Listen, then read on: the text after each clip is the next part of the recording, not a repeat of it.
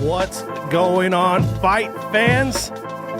Jeremy Long, downtown Las Vegas, doing our things here. Welcome to Levels. Joined, as always, with the Sportsnista, Cassandra Cusino. Cece, how are you this evening? Pretty good. It's Friday Eve. It is that. It is called Thursday. Yes. We have made it till Friday Eve. I don't know. We're sitting there, we're talking, you know what's coming up, man? Thanksgiving. Yeah. One of the best holidays of the year. My favorite. Because the stuffing, the pumpkin pie, most importantly, the turkey. The tofurkey. But you are throwing a wrench in just my brain right now with this tofurkey. Mm-hmm. You almost had me cussing on air. What is this monstrosity you're talking about? It's fake turkey for vegetarians and vegans. I'm a vegetarian, but you know, I eat the cheese and stuff, so I can't go vegan. But I stopped eating the tofurkey because if you're a vegetarian, why you want fake meat? Just eat other things. So I don't even want something that resembles turkey. And ironically, I'm the one in the house who cooks all the meat.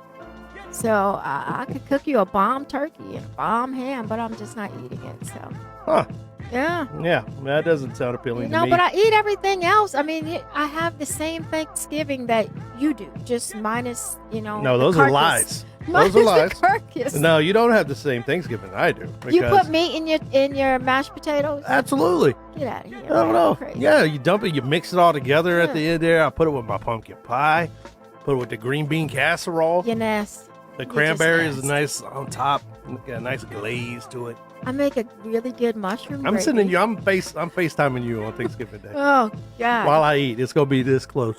Yeah, I'm not scared. It's just I Good. can't. My system Activate ain't the ready. fort cam.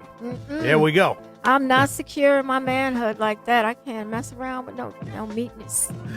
Well, I don't even know how to respond to that. Manhood? I don't know. You can join the show at any time, 702-608-3259. You can join us, and we're going to talk a little bit of everything tonight. We got a hodgepodge. It's a buffet. It's a Yumminess. meat buffet of goodness, and we'll see if CC decides to I'm holding it participate. down for the plant eaters, man. Holding it down.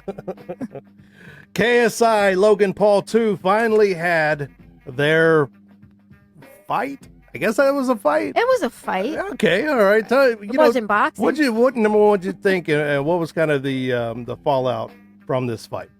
Well, I think that DAZN was the big winner. I looked at some numbers, and the month of October, they cracked the top 10 in terms of Google Play, highest grossing apps. They were just behind Twitch and Netflix, as a matter of fact. Ooh. So we'll see what those November numbers look like, but the lead up was certainly successful for them. And, hey, YouTubers won. There were so many YouTubers in that arena and around that arena. So, I mean, if they were out there fighting for their likes and views, they won. I watched it. And I know we were kind of texting back and forth and everything, but how do I put this? How do I put this nicely? You know what? It was very entertaining, and you could tell the crowd was really into it. It sold out the Staples Center. Yeah. The undercard was really good. Devin Haney, Billy Joe Saunders, these guys, really entertaining undercard. It probably won't go down as one of the best undercards in history or anything like that, but neither would the main event. Now, the main event I have trouble with. Was it entertaining?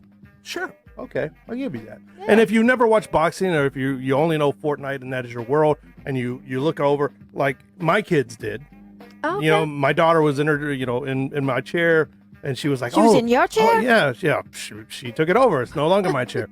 But as soon as I came downstairs and said, hey, KSI and Logan Paul are up, she climbed in my lap, and she was like, I want to see this, I was watching a little bit of this fight with me and everything. She doesn't know anything about boxing, doesn't really care, she's a 15-year-old girl. But she thought it was fun. And she was like, oh, that's fun. Okay, cool. Okay. Good. They absolutely, you nailed it right there. KSI-Logan Paul, they entertained who they were supposed to entertain. My point of contention is, number one, how DAZN is still so terrible. Their production is what terrible. Else is just terrible. Their crew was I get the producers were in their ear and they were trying so hard to tell all the boxing fans that this was a really good fight, and it was not a really good fight. It was a good fight for two guys who just signed up to make $1 million apiece. It was a tough man contest, which is an oxymoron in this case. But I did not like that every time KSI swung one of those wild right hands, Chris Mannix was on the mic going, "Oh man, this is real boxing now. This look how much right hand. Look how much these guys are." They've Come on, worked dude. hard. Well, they should have.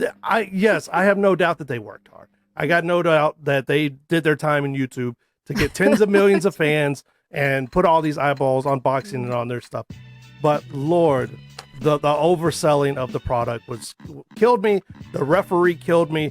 Knockdowns weren't knockdowns. People are getting 2 points deducted for.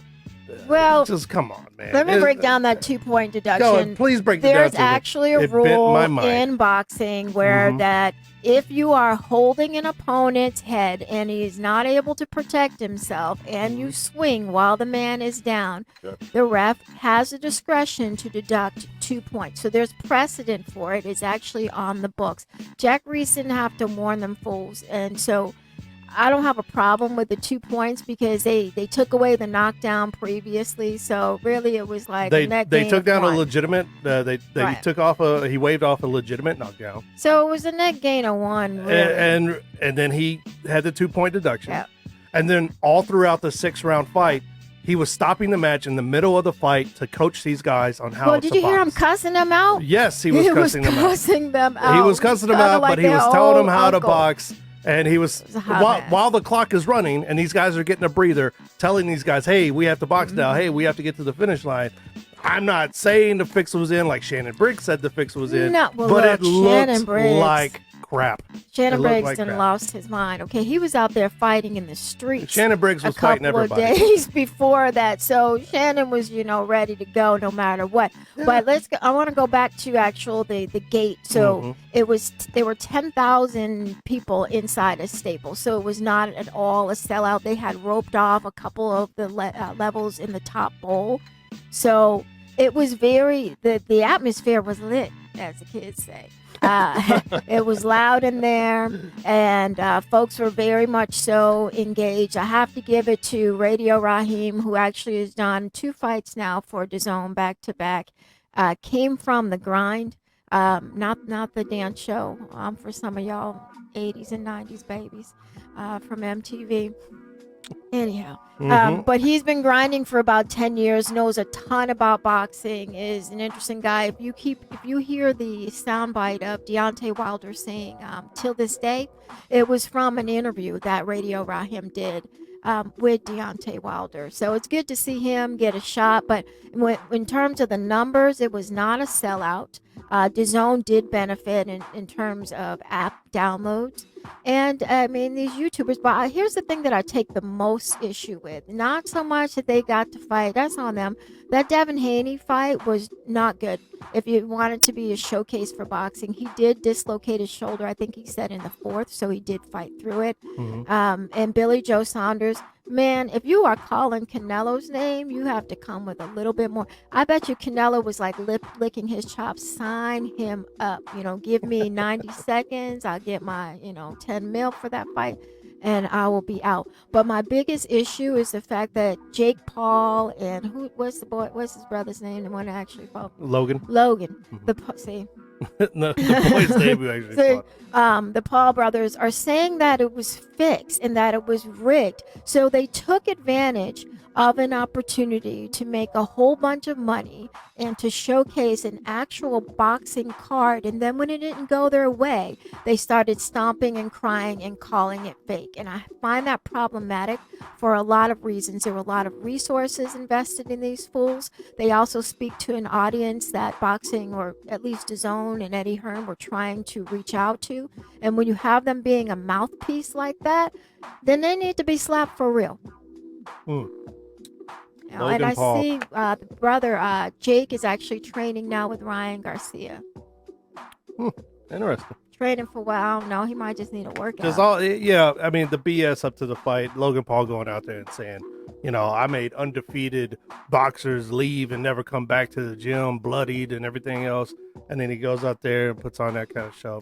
Child, please. KSI, did he retire? He said he was done. Yeah, he retired. He took his ball and went home. He said, "No, I'm retiring." 1-0-1, and there you go. He said, "No, you don't want this smoke no more. I got the bragging rights for all time, and he ain't gonna run it out." Logan Paul, though, 20 million subscribers, dude, on YouTube. My 7-year-old son was upstairs playing video games with his 13-year-old brother, and he goes, "Hey, Ma, is that boxing on? Which one are you watching?" And so I was watching everything like that night. I had the Top Rank card on. I was like, "A couple things, sons. What do you want?" He said, "Is that Logan Paul fight on?" And I was like, "What?" And he was like, "Yeah, we wanted to know when he came on." And so they're familiar with these YouTubers. And so certainly they came downstairs when it was time for the fisticuffs. KSI also 20.7 million followers. So a potential audience just on their followers alone, 40 million people. Yeah, but I think more than the potential audience, I think that boxing and boxers should take notice on how the promotion was done. They absolutely should. That's a blueprint. If you're a boxer or you're up and coming, if you've earned anything, any kind of money at all. Even our friend Blair Crops, who was in here just a couple of weeks ago, you don't know that you're too busy. You can't do all the filming and putting on YouTube, or you think it's dumb or whatever. Hire you one of these kids. Get your name out there. Because just like anything else, now it has to do with your reach. Now it has to do with your followers. Hey, if we give you $100,000, what eyeballs are we getting back for that? And you had guys like Leo Santa Cruz and a couple guys coming out there. A lot of boxers coming out. Some of them saying, "Oh, it's a slap in the face. These guys making this much money, and I didn't make this much until this fight," or whatever. If you had 20 million followers, bro, you would make a lot more money than you're making. Them dollars make a whole lot of sense. Yeah. So follow the blueprint, kids. Get your coins. They laid it out there. Hire you one of those kids. Use some of those thousands of dollars you got. Hire one of those kids. Thousands. Thousands. Hire one, hundreds of bucks. Tyson Fury kind of agrees to face Stipe Miocic after his showdown, potential showdown at the beginning of the year with Deontay Wilder. He said he's open to it.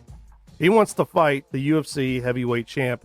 And then for some reason, Francis Ngannou threw his hat in the ring, said, "Hey, I'll fight Tyson Fury too." And then Tyson Fury's like, "Okay, hold up." Lord Jesus. But he's also looking at WrestleMania. Yeah. Thoughts on Tyson Fury, what he's doing? Who would you rather see, Stipe or Francis versus Tyson? It actually doesn't matter as long as it's boxing and not MMA. Oh, yeah. I don't think that Tyson Fury. Yeah, you saw his MMA tape, right? He don't want that smoke. He doesn't want it. I'm for any fighter who is getting creative about his or her career.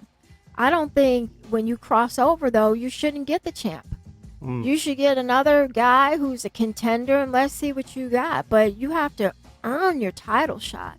Nobody deserves that. And I don't think, even though Tyson Fury is the lineal boxing champ, until you get a strap, you cannot challenge champs, man, in other sports.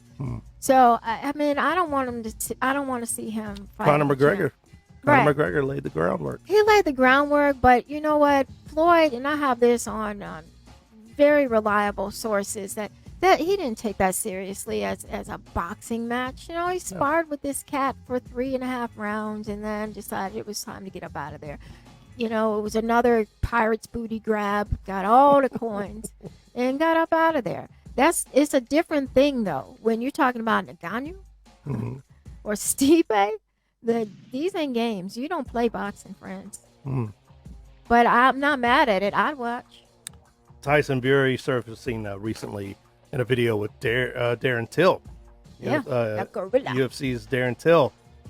Smashing elbows, doing stuff like that. So you'd much rather see a boxing match than absolutely. MMA. And you remember how great Ronda Rousey looked boxing when they were putting out those clips? Anybody can look good in a clip. No, I don't. Even when they put out the clips, we were like, "Ooh, that's I still remember Coach saying, head movement. Man, if you don't have something else. Edward. Yeah, okay. King it's Mo. like 4 degrees in here, by the way. It's cold in a mug. Well, you have a shawl over here I on know. the couch. It's not a shawl. It is. My mama and them wear shawls. My grandmama does. So you grab your shawl in a second. We'll go to break. You grab your shawl. King Mo. Bellator's King Mo retires his last fight there. It goes out with a loss. 5 of his last 6 ended in knockout, and not in a good way for King Mo. Yeah. He retires with a 21-10 record. He is a one-time light heavyweight champion. Strikeforce, remember Strikeforce? He is the 2015 Risen Heavyweight Grand Prix champion, and but he won like 4 gold medals in freestyle wrestling and the U.S. championships and stuff. So King Mo, a really good interview. Always had something interesting to say. I think he lived at least part-time here in Vegas. No, he trains a lot out here. He's always at Mayweather's gym, at least when he's got a fight coming up. Thoughts on King Mo? What's his legacy, or is he just in the kind of hall of very good fighters? I think he's in a hall of very good fighters. When the dust settles, we will look at his record and the guys that he was able to beat as real accomplishments, but I think he's a level just below great. All very good. They're all very good. Sure. And, all of these guys go out on their shield. It's just very few of them actually go out with a win. I think they're chasing that last win. Yeah. Unfortunately for him, it didn't end the way that he wanted it to, but I still think that he had a very good career. There's no shame in that. Yeah, absolutely. And that's just kind of one of the things about these brutal sports, man, is that when people catch up to you, and King Mo was a great wrestler who learned striking as he went in MMA, like a lot of guys did, and a lot of guys still do. But it's just not the name of the game anymore.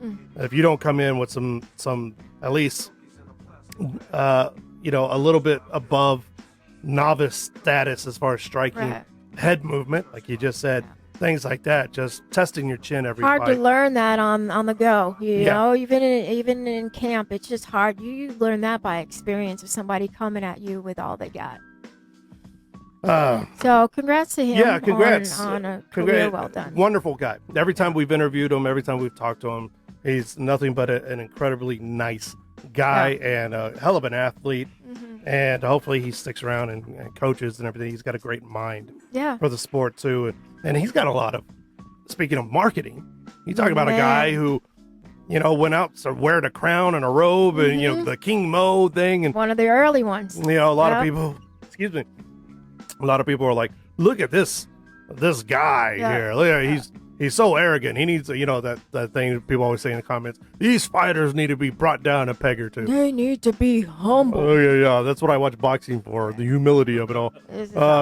But they don't serve humble pie at Thanksgiving. He's using elbows to smash another guy's face. I'm not wondering how his humility level is at this point. So, but he's one of those guys who really was a humble cat, but knew how to market himself, knew how to get his name out there, talked himself into a lot of main event fights and everything. So hopefully he saved those dollars too and did some good stuff with it. Daniel Jacobs, Julio Cesar Chavez Jr. to meet December 20th. Frankly, I'd rather see Senior fight Daniel Jacobs. And Phoenix, Arizona on DAZN December 20th. What do you think about Junior coming out of inactivity? He didn't fight at all in 2018. Well, he had the issue recently, too. He was evading the drug test. So, and still, I don't think he's actually been, I don't think they delivered him his cup yet. So, I don't really know where we stand in terms of his testing. And there's a reason why he was evading the test. And I know Eddie Hearn has said some slick things about perhaps they've just, got the locations wrong or some other nonsense like that. He did not want to be tested. And I think about kind of second generation fighters when they come behind a father or an uncle who's been not just present in the community, but been a great, hard for them to level up because the hunger cannot be the same.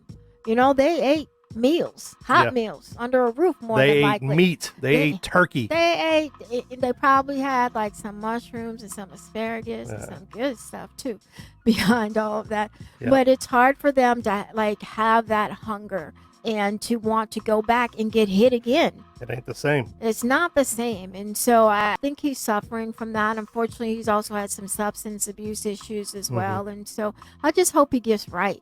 I'm not really that interested in seeing him in the ring. I'm interested in him getting some dubs outside of the ring. Always looking forward to what Danny Jacobs can do. But Junior, I don't know, man. I think you got other problems. Junior didn't fight at all in 2018.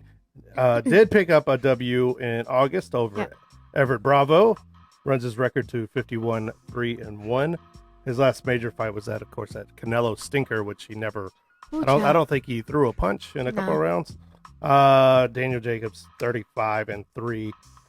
He's coming off also a loss to Canelo in May. Tough fight. Hey man, Canelo's a tough out right there. And finally, in news, Gilbert Melendez is released by the UFC, possibly marking the end of the 37-year-old El Nino fighting career. What do you think? Should he sign with Bellator? Should he go to ONE FC? Sure, go to Bellator. I mean, he's not done. I mean, you don't think he's done? Nah, he's not done. I think he's going to go to Bellator, get him a couple of more, and then right off in the sunset. None of these guys want to be released and let that be their last stand. He's going to fight again. He's doing a great job commentating, too. You know, I see a lot with these older guys, who come up. And Gilbert Melendez, in his heyday, was a wrecking machine, man. Yeah. This guy was something else to watch. And he's one of those guys who he didn't get into MMA until in his early 20s. A friend brought him over and he was like, hey, this is MMA. And he's like, well, I wrestled in high school. Yeah, let me pick this up. Another wrestler. Yeah. But took a lot of damage later on. But also didn't really start making money until later on. And that's why I think he's not done. I think he goes to Bellator or ONE FC, who's, got Eddie Alvarez and is kind of making some moves. They got some dollars to spend now. Maybe signs a 2 or 3 fight deal.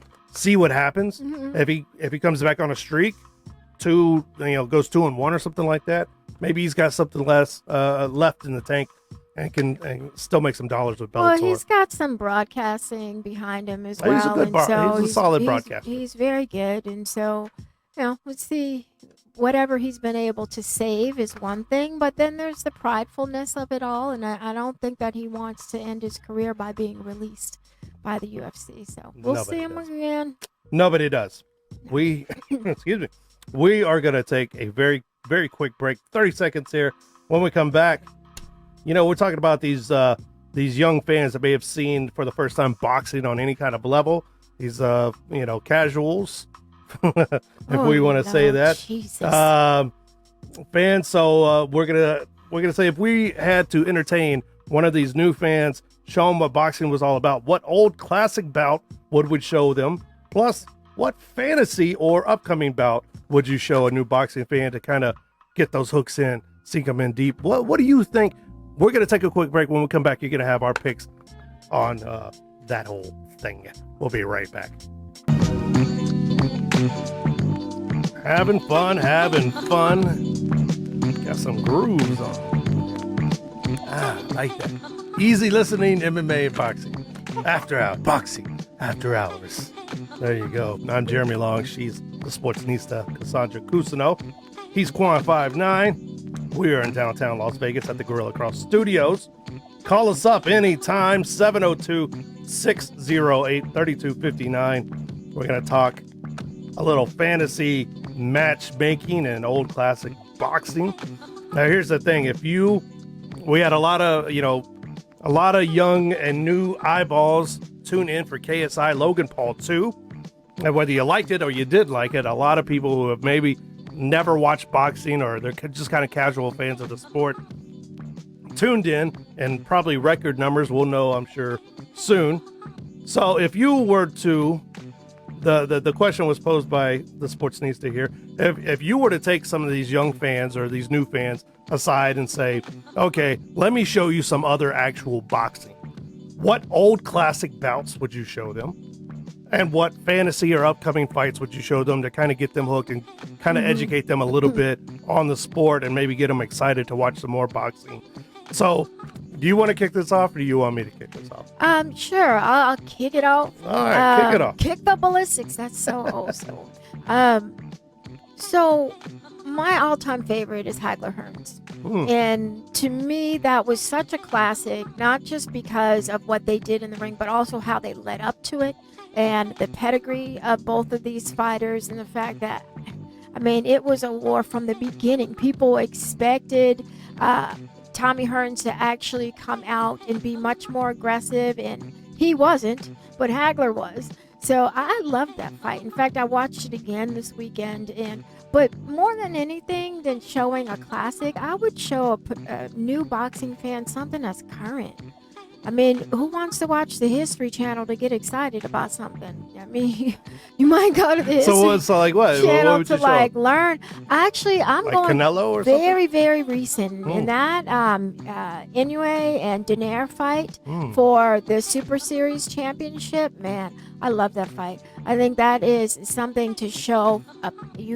There's heart in that fight. There's skill in that fight. There's boxing in that fight. There was fighting in that fight, and they were actually fighting for something. There was a real championship at stake, and I think with Daenerys being such a great ambassador of the sport, it also shows that boxing is a multicultural sport. You can have individuals coming from all areas of the globe and actually putting on a great showcase. And so you can get your butt kicked in any language. And you can it's get universal. your butt. Listen, you ain't even have to speak to get these hands. No. You know, so those would be my two picks. It's I think universal. my 1B would be Tyson Fury and Deontay Wilder, just for that very ending when Fury gets up. It was also infuriating, the scoring, but still, I just think you got to have a heavyweight fight in there. Yeah, and I like that. I like those picks. I would have to. I would have to show them first.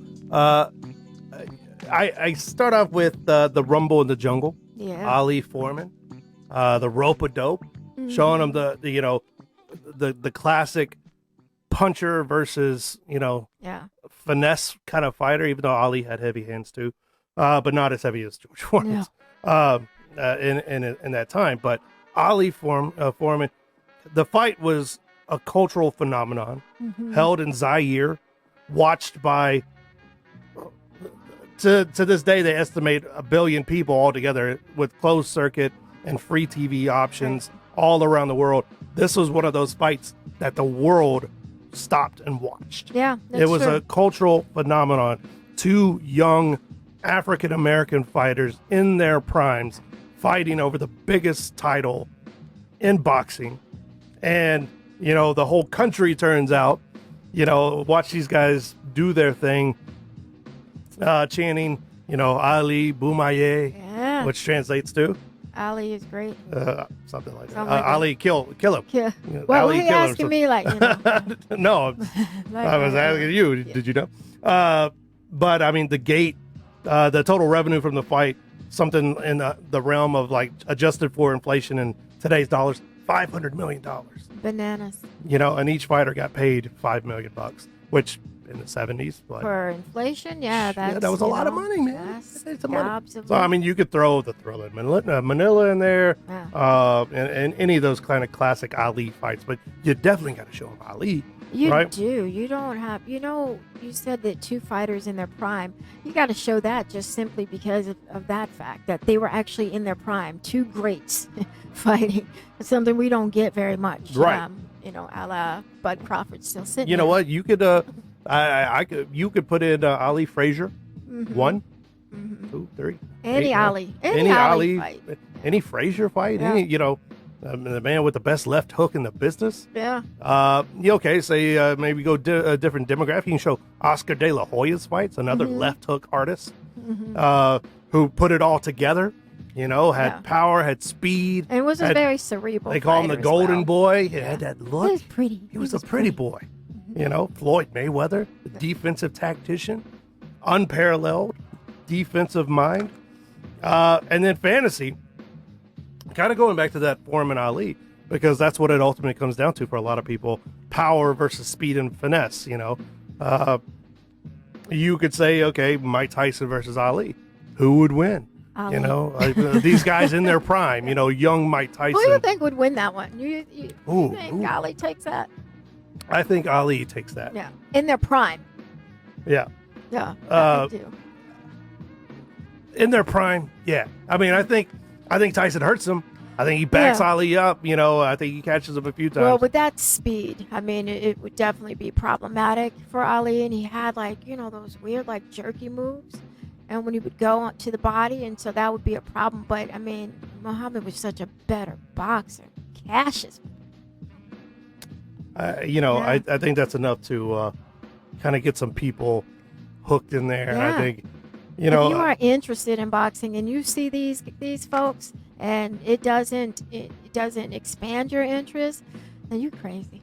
I think now that's not to discount the little guys and the women that do it, you know, but I think it's something more on kind of a fantasy level for people to see really big people do these things, because we're normal people, right? Yeah. We go to our office jobs, and I'm 5'8", and you're all of what, 4'2" or so. 6'11" on his side. You know, you're tiny. We got like 3 seats, booster seats on her right here.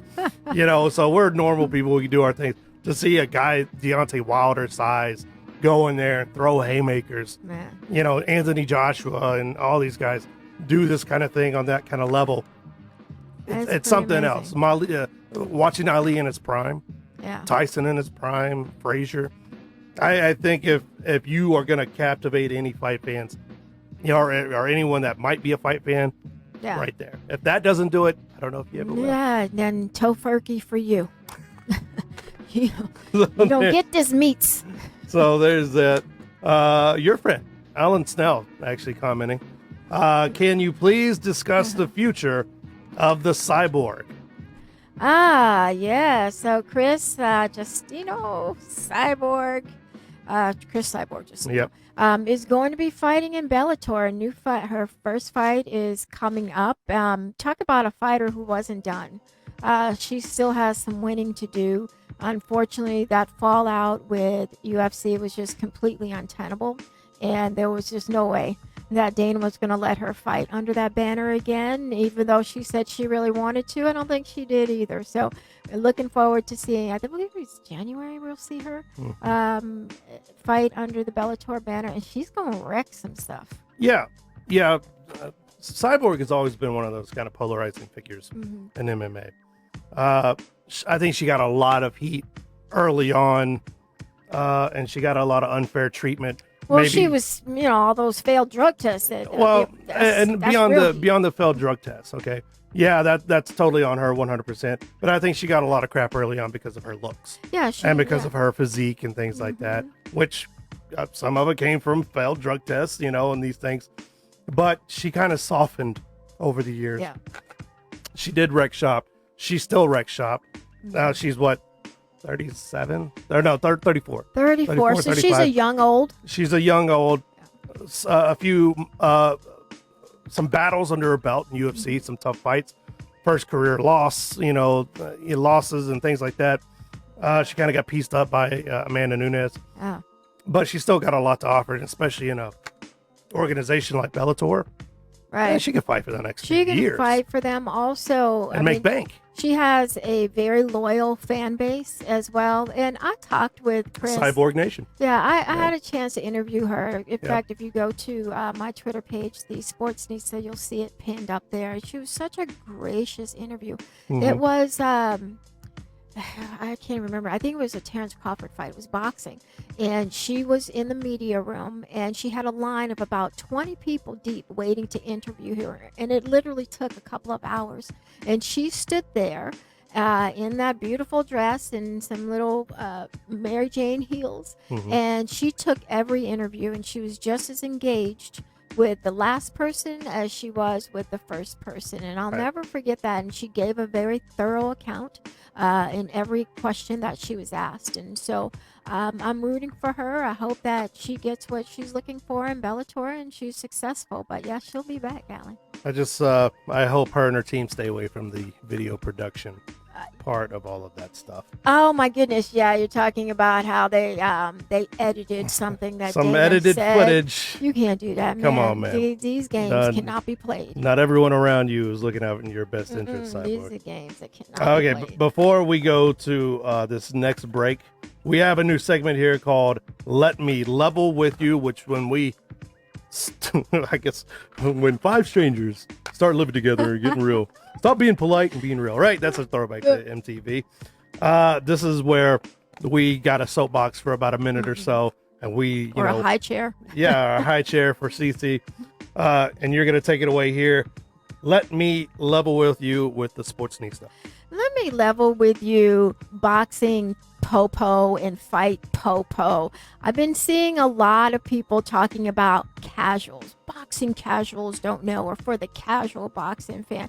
Is there an actual degree? Can you become a professional fan? Is University of Phoenix allowing you to sit down for 15 credits a semester and then have a resume and go out and get you a professional job as a fan? Everybody's a casual fan, man. Just because you can't cite decades worth of statistics doesn't mean that your opinion and your participation isn't relevant. You know what is not relevant is the boxing and fighting popo that tries to disparage the casual. Please show me your degree and your accredited hours for becoming this professional fan. Thank you. Let me just level with you one more time. Stay out my comments with that mess. Just saying.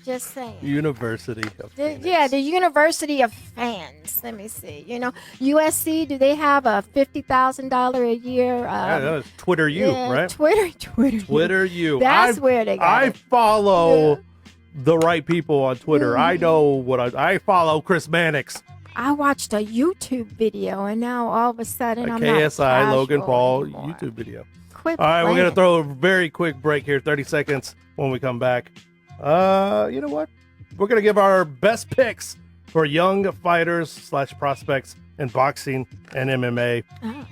Levels. We'll be right back. Welcome back to Levels, MMA and boxing. We're getting deep here. Shovel deep, man. We're getting deep. Fisher Price shovel up in here. It's up to my knees, so it's got to be over CC's head right now. We are downtown in Las Vegas at Gorilla Cross Studios. Having fun. You can call us anytime. 702-608-3259. Is it 59 because it's Quan 59? Real, see how I did Is that how you did that, really? I didn't even notice that. Oh, my God. It's fun. A lot of great shows here on Gorilla Cross. Unnamed Sports Show, which Quan is on. Of course, our friends over at Girls Chat Sports. Yeah. Love the ladies over there. And before this show, we do the final countdown with MP. TFC. And a lot of great programs on here. So you want to check us out. Always like the Facebook page. Do that kind of cool stuff. And you'll get instant access to all of these things. And you can download the app. Download the app. So talk a little bit about young fighters and fights and things like that. Let's give our picks for the best young fighters and prospects in boxing and in MMA. You started the last one. I will start this one. Kick it. All right. I'm going to start with boxing. My pick in boxing, young prospect coming up who's about to have his coming out party. Teofimo Lopez. Come on, man. Mr. Lopez, 22 years old, 14-0 with 11 knockouts, and he has some highlight real knockouts. A lightweight fighter out of Brooklyn. Hey, he's got a championship fight coming up in December for the IBF lightweight title. But this guy, he kind of has it all. Okay, he's got the speed. He's got we talked earlier about Oscar De La Hoya. He's got the speed. He's got the power. Yeah. He's got the look, man. And he's got the showmanship. And he got drama, too. He got family drama going on, too. Yes. He got drama, got everything you want in a star. You know why? Because the drama and the gamesmanship, the showsmanship and everything keeps your names in the headlines, man. Yeah. Keep That's my what you name want. in your mouth. Why do you think Oscar De La Hoya is still getting drunk in public and doing stuff? Keeps his got name. Alcohol problems. Well, yeah, he does have alcohol problems. I was gonna say it's marketing, but no, he's got a real issue. Yeah, no problem. Why'd you bring it like that? Man? You know, You messed up my flow. Facts be messing with your man.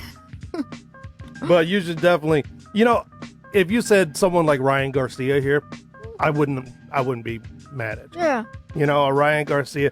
But I think you're looking for everything that's kind of throw it all together right now. You got to go with Lopez. King Ryan had it going on. Who you got for MMA? MMA. You know what? I'm going to kind of reach in because I know they're probably better prospects, even though I'm breaking my own rule here.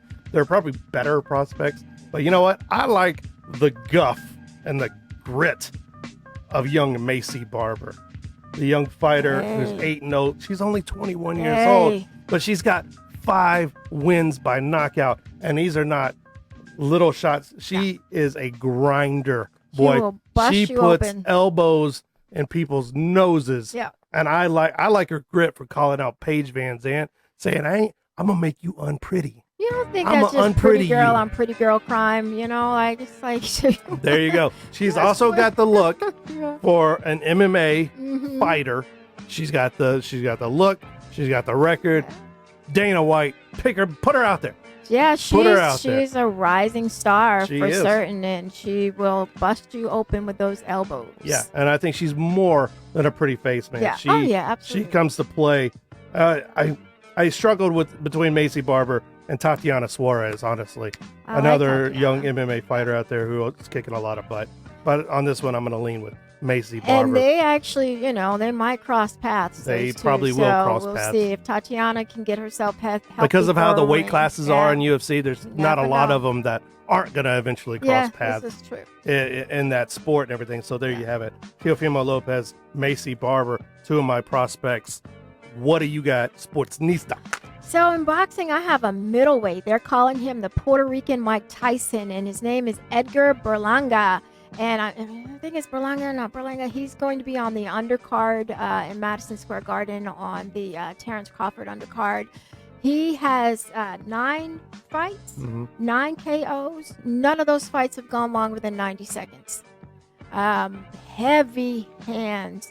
Smart kid, really good boxing IQ. From what I've seen of him, I mean, you can't really judge a whole lot because his fights don't last that long, but he is going to tear down the house in Madison Square Garden. He's from New York, fought on a Philly card recently, but that kid definitely want to watch. As a matter of fact, I do want to have him on the show. Yeah. So see if maybe you guys can hear from him directly, but middleweight, and he definitely is one to watch. Not a whole lot of fights under his belt yet, but he's really saucy too.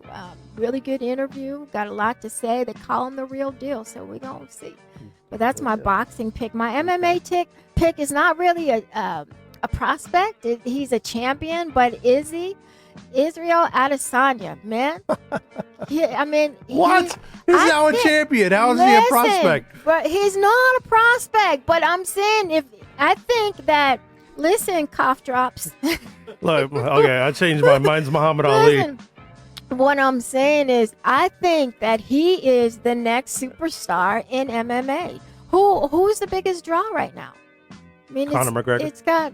Man, no. I mean, people are going to see Conor to see. Oh, who's actually fighting? Oh, yeah, okay, yeah, no, he's not not even. Conor doesn't have a fight coming up. John Jones, let probably. alone. And John is a champion. John moves he's the needle. going to draw, and he's going to move the needle. But in terms of rising superstar, and listen, he could talk smack with the best of them. He's interesting, and from what we found out in the last fight, he can dance. He can. So I'm going with Adesanya, and fight me for that. So maybe Dancing with the Stars. You can cross him over. Dancing with the He Stars. could. And he's can going to see cross Israel over in Adesanya. something. He's, Oh, listen, Fast and Furious 27, Oh, whatever they yeah, got coming he's- up. He's a star. Bro, he's he's got a great personality. Yep. Yeah. He's a star. If you are the UFC's PR team or marketing team or whatever, you got to be salivating. Get him out to work there. with this guy. Get him you out hope there. of course MMA is you got to win. So keep winning. Yeah, but keep winning. you know that's one of those guys that I totally agree that you just want to work with, because a lot of guys, and we do a lot of interviews with a lot of people, and we've done this for years now, and even Quan over here. Sometimes you get these guys in a studio or in front of a media person or something like that, and they clam right up, and the only thing they want to say is, I do my talking in the ring, in the cage. I respect that. I do. Mm-hmm. I honestly do. That's boring. It ain't giving me clicks or likes or digs or whatever people measure their lives by these days. But you know what I'm saying? I mean, some of these guys, you got to coach that, so coax it out of them. But Adesanya is right there, and that's kind of on this entire list here that we just said. People with personalities that aren't afraid to speak their mind and talk and have the skills to. It's entertainment. It's violent, but it is a form of entertainment, and you have to have more than a knockout actually to keep people engaged, to sell tickets or subscriptions or pay-per-views or whatever it is, because there's so many fighters out there. So if to be interested in one for more than one particular fight, you got to have more personality, and I think Adesanya is level 1A. There you go. And kind of leaning back on some of these things we were talking about, Alan, once again chiming in. Do you believe in the age of political correctness? Is the quote-unquote karate hottie a sexist nickname for a female MMA fighter? It's an interesting question. Well, she named herself the karate hottie. She did. So I did not know that. Yeah, it came out of one of her camps. So in that respect, I don't think so with Michelle. But listen, it's going to be sexist, because anytime you have women wearing something that resembles a bikini, we're going to think of them as sex symbols in one way or another. Even if they don't appear to be traditionally beautiful aesthetically, there's still going to be that. But I think that the game is changing. You're not just ring girls anymore. Right. These are real athletes that are getting respect for what they're able to do as athletes. And then they're making some side money, and Maxim or whatever that is. Like, I don't see anything wrong with it. There was a fight a couple of months ago in Australia where they banned ring girls, and I think Dana actually stepped in for UFC, and they banned them. It was Ricky Hatton was training somebody, and it was one of his fighters. Actually, it was banned. Oh, no, not Ricky Hatton. Who's the guy? Jeff Horn. It was a Jeff Horn fight, and they weren't allowed to have ring girls. Like, come on, man, let them go make their money.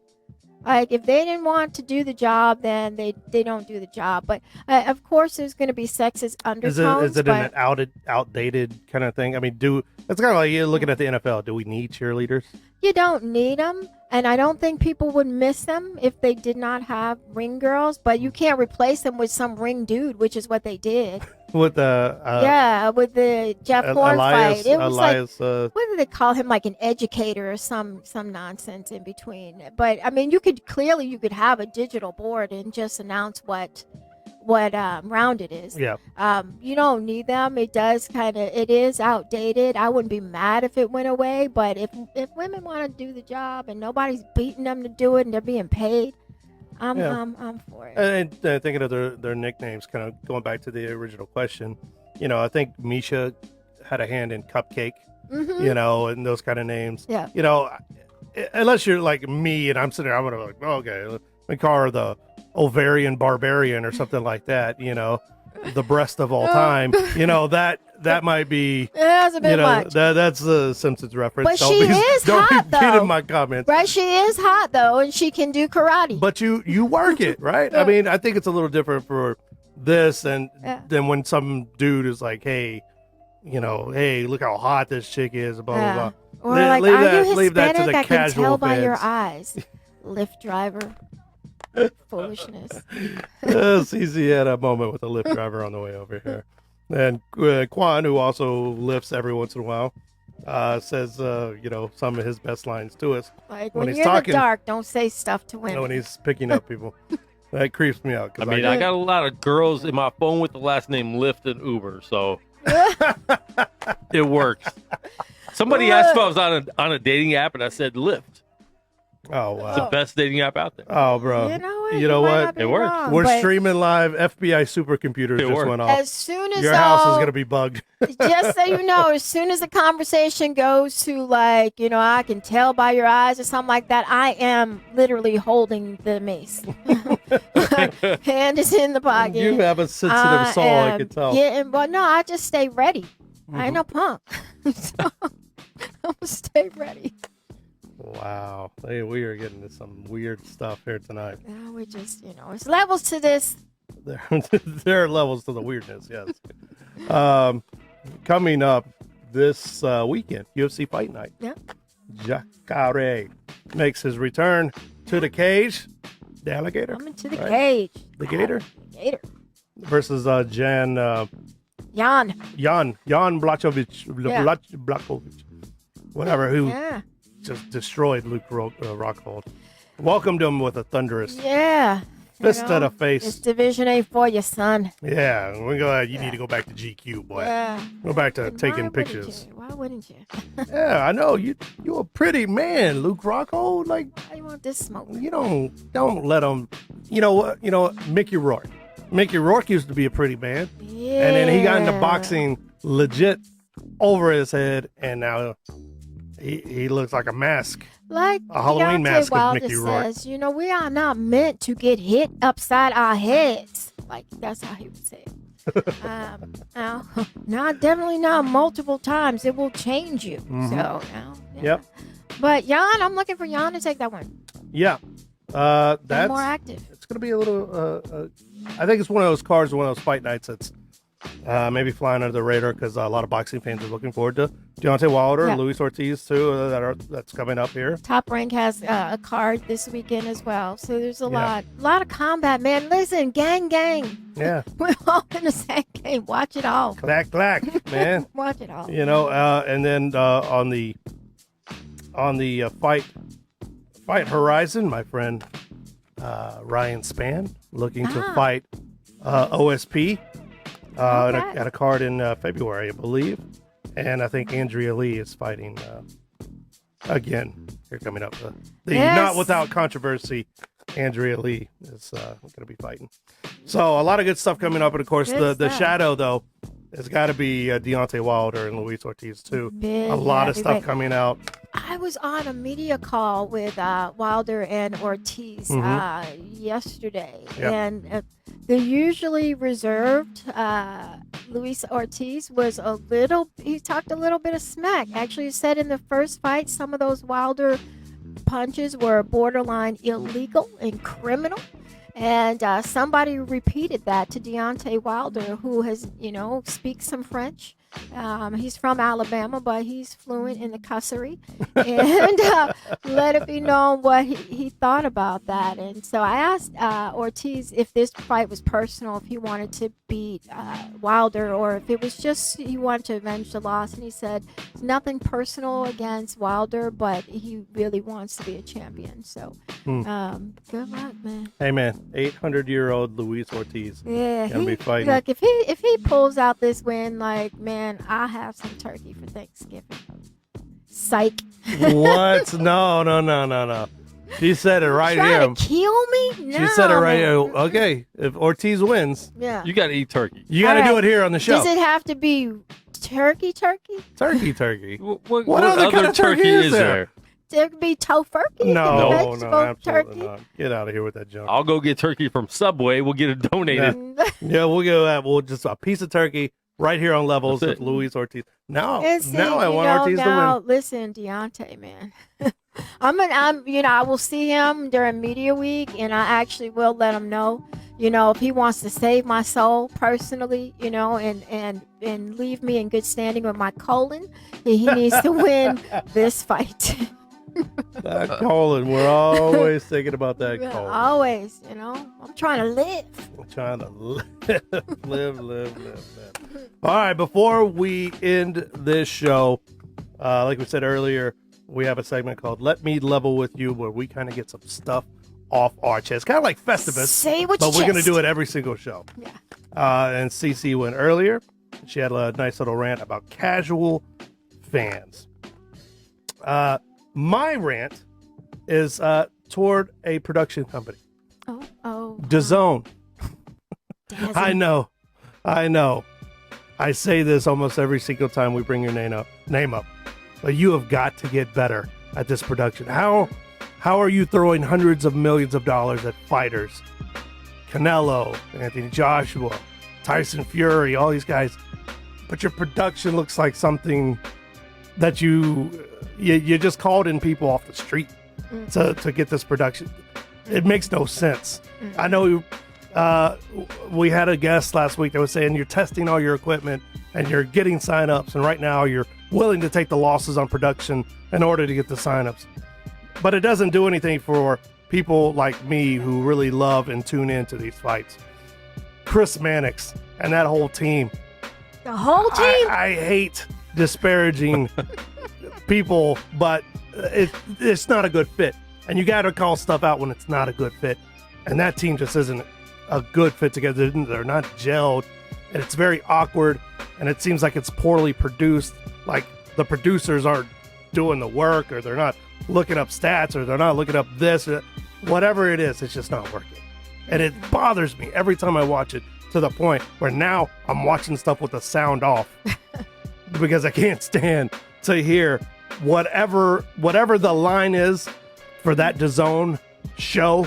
That's what every single one of the people that you employ, and I understand you sign their paychecks, but every single one of them just parrot every 30 seconds. What an awesome fight. What a great fighter. What a find somebody with some personality that knows how to talk a little bit. There you go. That's all I gotta say. Y'all gotta coagulate over there. Killing me. I'll ask for your $9.99 back. I know, but I can't because I love the fights. They brought up a lot of good fighters, and I really like that. And congratulations, and good for the fighters. Make your money. But this, your raggedy you know production got to change. And you know what? I say Chris Mannix because whatever, he's the top guy, and he may be getting paid a fortune. I don't know, and good for him. It's just the team just doesn't work. They didn't gel. They haven't coagulated yet. Yeah, like the Thanksgiving gravy. It comes off as weak, and I know that they've only been together for so long, but man, just I don't know. Maybe Showbox spoils us. You know, maybe PBC and all those that have been doing it longer have spoiled us to the point that Spend your money wisely on that production. Yeah, that I'm over here just griping. Stay off my TV lawn. So, a lot of good stuff happening out of this show. Thanks so much for joining us, joining into Levels. You catch us here each and every Thursday, except for Thanksgiving week. We'll be on Wednesday night. Thursday. I'll be eating we'll be after Girl Chat Sports. Our friends over at vegetarian Thanksgiving. Yep. Is that some DMX there? Stop. Meet me outside. But for Quan, for the Sportsnista, Cassandra Cusino, I'm Jeremy Long. This is Levels. Have a good night.